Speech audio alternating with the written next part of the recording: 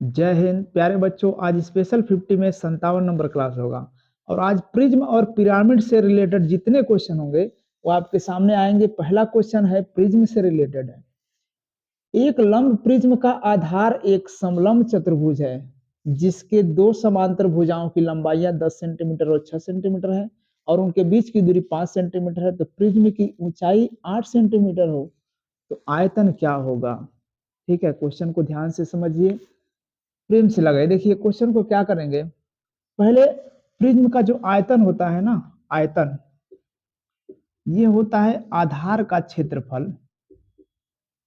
आधार का क्षेत्रफल गुना ऊंचाई, ये होता है प्रिज्म का आयतन। ठीक है, अब आधार जो है एक समलंब चतुर्भुज है जिसका माप दिया है, समांतर भुजाओं की लंबाइयां और उनके बीच की जो दूरी होता है ऊंचाई का काम करता है।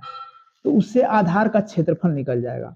समलंब चतुर्भुज जो बन रहा है आधार, उसका क्षेत्रफल निकालने तो क्या होगा, आधार का क्षेत्रफल होता है समलंब चतुर्भुज का क्षेत्रफल 1/2 समांतर भुजाओं का योगफल गुना ऊंचाई, यानी उनके बीच की दूरी ऊंचाई का काम करेगा।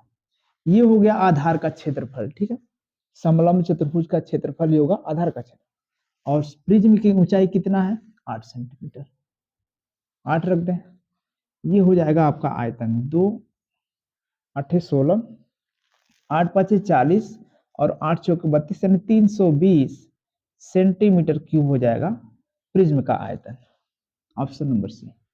ठीक है, तो ये पहला क्वेश्चन था। अब बढ़ते हैं दूसरे नंबर क्वेश्चन पे। देखिए ध्यान दीजिए, क्वेश्चन है दूसरा नंबर कि एक प्रिज्म का आधार वर्ग है जिसकी भुजा 4 सेंटीमीटर है और प्रिज्म की ऊंचाई 10 सेंटीमीटर है, तो संपूर्ण पृष्ठ का क्षेत्रफल क्या होगा।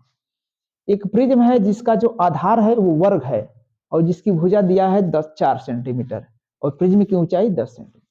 आपको पूछ रहा है संपूर्ण पृष्ठ का क्षेत्रफल। संपूर्ण पृष्ठ का क्षेत्रफल, संपूर्ण पृष्ठ का क्षेत्रफल होता है वक्र का क्षेत्रफल। वक्र का क्षेत्रफल प्लस 2 गुना आधार का क्षेत्रफल। आधार का क्षेत्रफल, वक्र पृष्ठ का क्षेत्रफल निकालने के बाद उसमें आधार का क्षेत्रफल निकाल करके दोगुना करके इसको ऐड कर देंगे। क्यों ऐसा करते हैं, क्योंकि जैसे प्रिज्म होता है ना, तो वक्र का क्षेत्रफल निकालने के बाद नीचे जो आधार होता है इसका क्षेत्रफल और ऊपर वाले भाग का क्षेत्रफल दोनों बराबर होता है। तो नीचे का क्षेत्रफल आधार का क्षेत्रफल निकाल करके दोगुना कर देंगे, उसको ऐड कर देंगे तो संपूर्ण पृष्ठ का क्षेत्रफल हो जाएगा। देखिए वक्र पृष्ठ का क्षेत्रफल कैसे निकालेंगे, आधार का परिमाप, आधार का परिमाप गुना ऊंचाई, ये होता है वक्र पृष्ठ का क्षेत्रफल। आधार का परिमाप गुना ऊंचाई अब प्लस 2 गुना आधार का क्षेत्रफल। इसके जगह आधार का क्षेत्रफल क्या होगा, आधार वर्ग है जिसकी भुजा 4 सेंटीमीटर है, तो आधार का क्षेत्रफल हो जाए 4 का स्क्वायर यानी 16। 16 में जब 2 से गुणा करेंगे तो होगा 32। ठीक है, आधार का परिमाप क्या होगा, भुजा 4 सेंटीमीटर है तो आधार का परिमाप 4 चौके 16। ऊंचाई कितना है 10 सेंटीमीटर है तो 10 से गुणा कर दें, प्लस 32 है। 160 होगा प्लस 32 192 सेंटीमीटर स्क्वायर। ये संपूर्ण पृष्ठ का क्षेत्रफल हो गया। ठीक है, आप इससे वक्र पृष्ठ का क्षेत्रफल भी आप जान गए, क्या होगा फार्मूला, आधार का परिमाप गुना ऊंचाई। ठीक है, तो बस इतना ही क्वेश्चन होता है प्रिज्म में। एक आयतन पूछेगा, या तो संपूर्ण पृष्ठ पूछेगा या तो वक्र पृष्ठ पूछेगा। चलिए बढ़ते हैं तीसरे नंबर क्वेश्चन पे। देखिए 3 नंबर सवाल है, एक पिरामिड का आधार वर्गाकार है जिसकी प्रत्येक भुजा 14 सेंटीमीटर है। यदि पिरामिड का आयतन 1568 सेंटीमीटर क्यूब हो तो पिरामिड की ऊंचाई ज्ञात कीजिए। आयतन की बात करें ना, तो प्रिज्म का जो आयतन होता है उसका 1/3 होता है पिरामिड का आयतन। देखिए आयतन बराबर पिरामिड का आयतन होता है 1/3 आधार का क्षेत्रफल गुना ऊंचाई। ठीक है, ये होता है पिरामिड का आयतन। प्रिज्म का आयतन केवल यही होता था, आधार का क्षेत्रफल गुना ऊंचाई। मान रख दे इसमें 1568 यहां रखेंगे, 1/3 आधार का क्षेत्रफल क्या होगा, आधार वर्गाकार है जिसकी भुजा 14 सेंटीमीटर है, तो आधार का क्षेत्रफल हो जाएगा 14 स्क्वायर। ऊंचाई पूछ रहा है, मान लेते हैं एच है।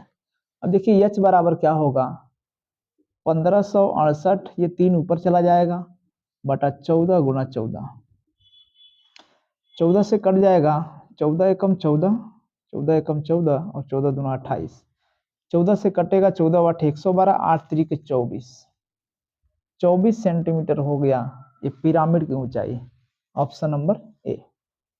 ठीक है, तो आयतन को याद रखिए, जो पिरामिड का आयतन होता है 1/3 आधार का क्षेत्रफल गुना ऊंचाई। ठीक है, बढ़ते हैं चौथे नंबर क्वेश्चन पे।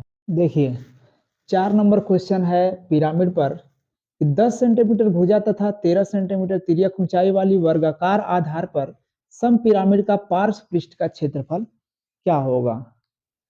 क्या करेंगे, देखिए पार्श्व पृष्ठ का क्षेत्रफल यानी वक्र पृष्ठ का क्षेत्रफल होता है। ठीक है, वक्र पृष्ठ का क्षेत्रफल,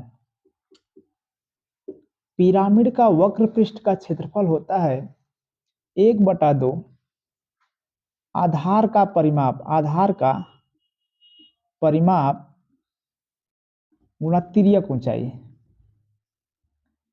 तिर्यक ऊंचाई।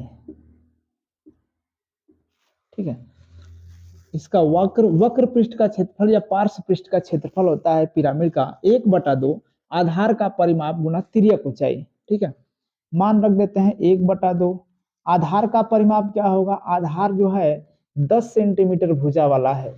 ठीक है, वर्गाकार है तो परिमाप क्या होगा, 4 गुने भुजा यानी कि 40, तिर्यक ऊंचाई आपका दिया है 13, 13 रख देते हैं, 20 होगा, 13 दूना का 26 यानी 260 सेंटीमीटर स्क्वायर, ये हो जाएगा पार्श्व पृष्ठ का क्षेत्रफल पिरामिड का। ठीक है, तो बस अब बढ़ते हैं अगले क्लास की तरफ, आज के लिए इतना ही।